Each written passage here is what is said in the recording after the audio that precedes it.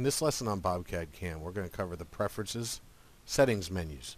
We have two different ones in the drop-down. We have Part and Default. You'll want to know the differences between these so you know how to control different areas of what's being set where. The Settings Default is the system settings for future creations, anything new that's created, your overall system settings. The Settings Part is just for the one current drawing file we have open. Any changes that are made on this one will only be viewed by this file. For instance, let's go into the Settings Default first and take a look at some of the settings in here. In here, the very top menu is Directories. Now, the Settings Default is the only one that contains the Directories option. These are the actual directories for the different folders and options in the software, like the Data folder, the Temp folder, the Backup, the Images, and the Features. Really, some of these you really don't want to mess around with unless support directs you to, but the Backup one is one you could change. This controls where it creates backups of the file and saves them to. You can see this is saving under the Backup folder in the BobCAD CAM software. Here is whether backups are turned on or not. So if you save a file, it'll actually create a backup of it as well additionally in there, and the number of backups you want it to make. Do you want to use the backup directory we have listed above?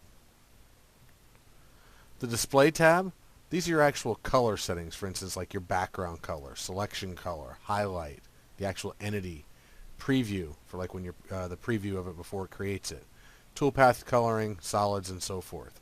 These can all be changed for any new files that we create. So currently if I change this to like a gray and hit apply, you'll notice nothing happens. If I open a new window, you'll see it change that color. So let's put it back white for now. You also have your selection color. When you select an entity, this is the color that it will appear when you click on it. The highlight is if you hover over an entity to be selected, it will show you what your cursor is currently getting ready to select. I recommend that whatever you have these two colors set to, you do not draw in those colors. That way you won't be able to tell if something has been selected or not. Over on the right, whether you want to show the XY axis and the color of it and the number of tick marks. In inch mode, this would be 100 inches. Your shading quality and wireframe, I run mine right about the middle. I found that to be a good setting. And select area. Select area is the distance away from an object you can have your cursor and still select it. So if I was trying to grab like onto this line right here, this dotted line, and I had my slide bar all the way to the left, I better have the tip of the arrow right on that line. Otherwise it won't select it. The farther I go to the right, the farther away I can be from that and still be able to select the entity. You have UCS plain color and transparency. And anytime you make a setting, you'll want to hit apply so it takes those changes in. So then we go down to system. This will contain things like your system tolerance, chain selection tolerances, whether your autosave is on or off, and the interval minutes for saving. Your cam tolerances, whether it's 2-axis or 3-axis toolpaths, as well as the arc facet tolerance for calculating toolpaths. The color button option to be able to change the colors of the buttons in the boxes. Have you noticed in prior videos of mine that the boxes when I come up for the rectangle and stuff are green? The default color is blue, but you can change these to whatever you would like them to be. The different styles of the software. This is just the different overall appearance of it. If I change to .NET and apply it, you'll see it just changes to a different colors and so forth. So we'll go to Office and apply and stay with the standard blue type. The compressed menu option is for the different menus across the top here. If I click on compressed menu and hit apply, see how it shrinks them down to all the CAD features are contained in just one CAD utilities menu. We'll leave that opened up for now. In the enter equals tab, I actually like this when it turns the enter key into a tab to drop from box to box. That way you can just use like the number pad on the right, keep entering buttons or your numbers, and just hit the enter key to drop from box to box in the feature, and then left click on the OK button. If we go down to units, these are your different units of measure. Currently I'm in inch at 4 places. I can change the number of dialog digits. Usually with inch you want to stay in 4, millimeter 3, and so forth.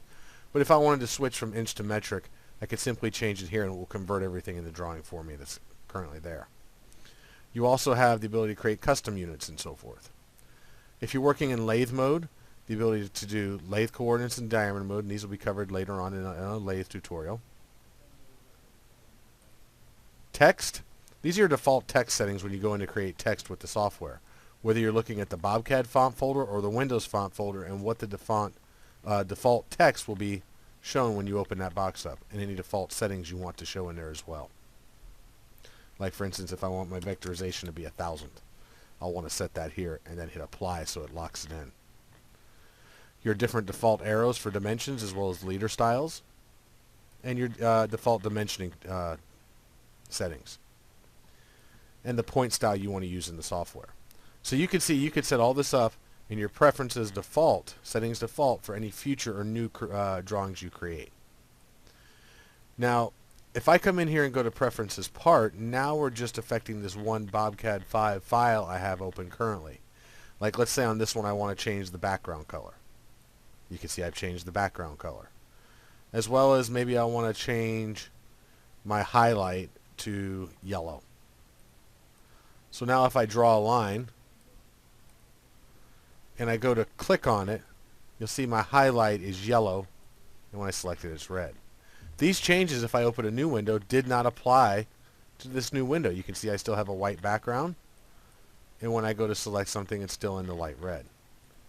So it just affected the one file, and if we save this file, it will save those changes to this file, and they will always have those settings. So definitely use the different settings to your advantages to help you work with your current files and so forth. Remember, settings default is for future or system settings, and part is just for the one file you have open. This concludes this lesson.